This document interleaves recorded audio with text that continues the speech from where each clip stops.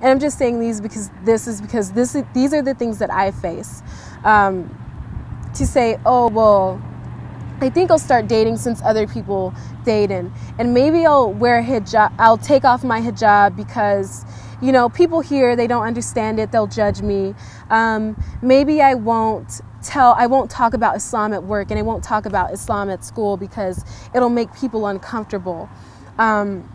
We can't always do these things. Like, Islam is something that is such a huge part of our lives. We can't continue to make these concessions because it'll dilute Islam, and it'll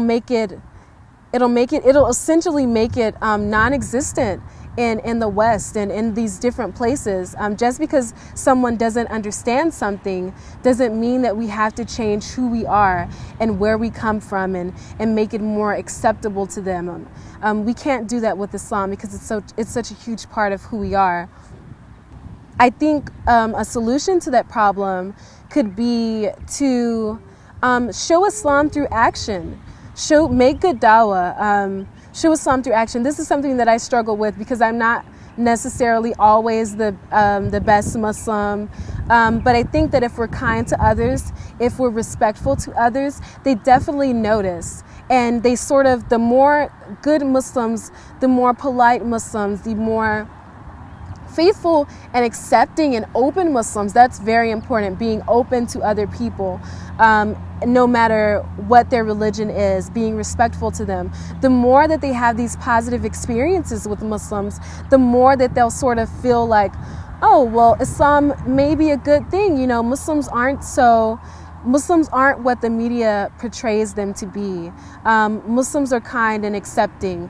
But we can't sort of we have to be careful when we do that, because we can't sort of take Islam and say, oh, well, I'm Muslim, but I'm also the greatest epitome of pop culture. You know, I wear jeans and I listen to, you know, I like Justin Bieber too, and I do all of these different things.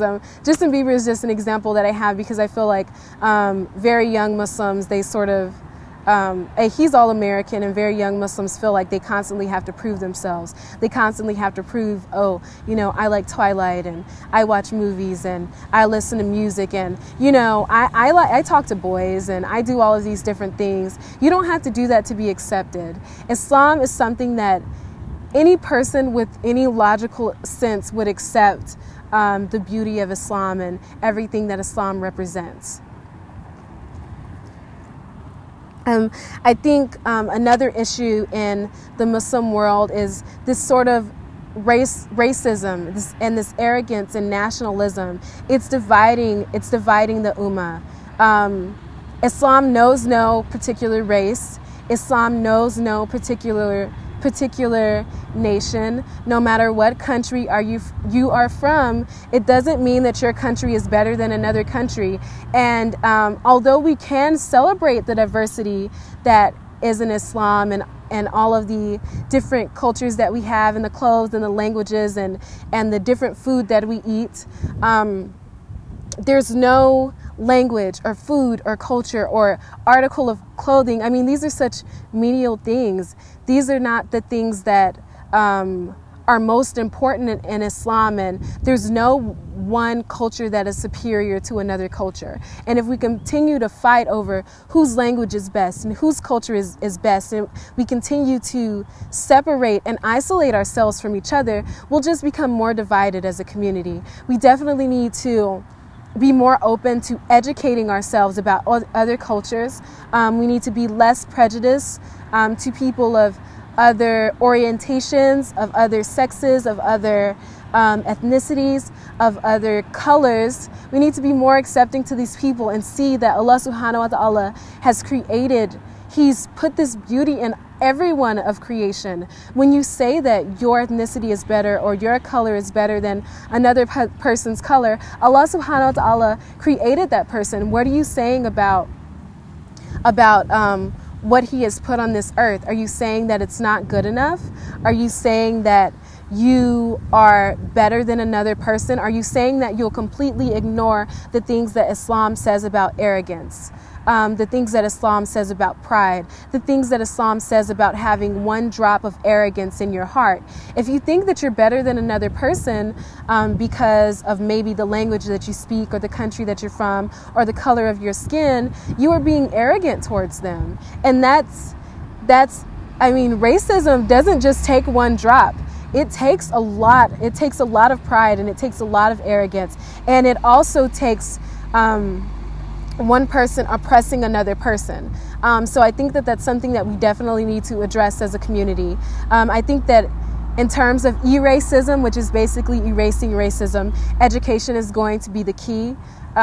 It's going to be very important. If a person makes these assumptions about someone else based on what they've been taught or what they believe that may not necessarily be true, they need to be educated about the beauty of different cultures and about the nature of people in general, and seeing the race as one. There's only one race, the human race. There's not different races. There's only one race. And I think it's very interesting because, especially in the West, Muslims are judged all the time. There's so much prejudice towards Muslims around the world, and so much animosity towards Muslims, and a misunderstanding and misconceptions towards Muslims around the world. So if we know what it feels like to be oppressed, if we know what it feels like to be judged by someone because of the way we look, something that we can't even control, the color of our skin, the heritage and the culture that we take pride in, if we're judged by someone based on that and our religion of all things, if you know what that feels like, how could you go and do that to someone else, whether they be Jewish or whether they be Buddhist or whether they are Hindu or whether they're Christian? We can't judge them. This is not good dawah. We can bring people to Islam by being accepting of them, and we can bring the Muslim community closer together by being more receptive and being accepting of Muslims, no matter how they look or where they come from. In terms of spreading Islam and making good dawah, I personally have lots of religious goals that, inshallah, I hope to achieve in this world. I want to learn Arabic. I want to study Islam intensively. I would like to do an intensive course. I want to memorize the Quran, and I want to share that. And I want to share that with the people around me.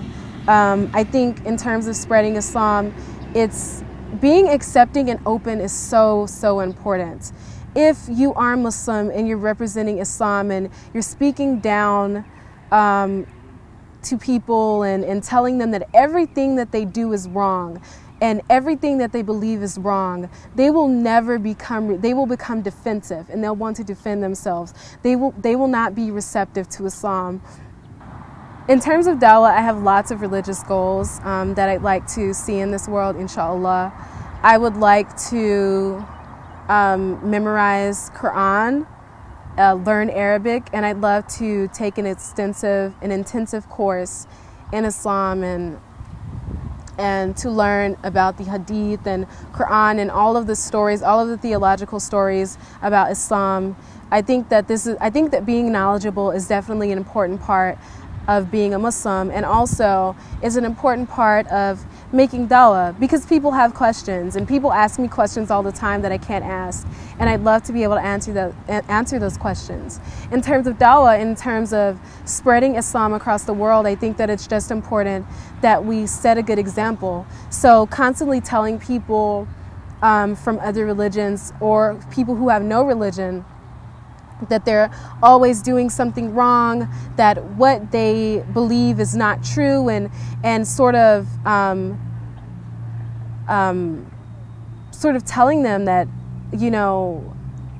they're not right. They're not right. Everything that you're doing is wrong. Everything that you believe is not true. And being argumentative, this will not make them accepting. This will not help them to accept Islam. It'll just make them it'll make them defensive.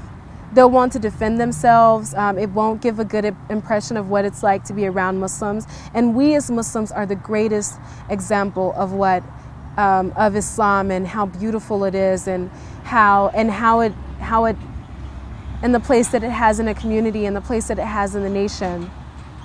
So it's important that we are educated. It's important that we are open to other people, that in terms of sharing Islam, that we set a good example. I think that sometimes as Muslim, particularly in social media, we get in a lot of arguments. We get in a lot of arguments online. We get in a lot of arguments about the most meaningless things and menial things, such as, the color of a woman's scarf, or, a particular fatwa that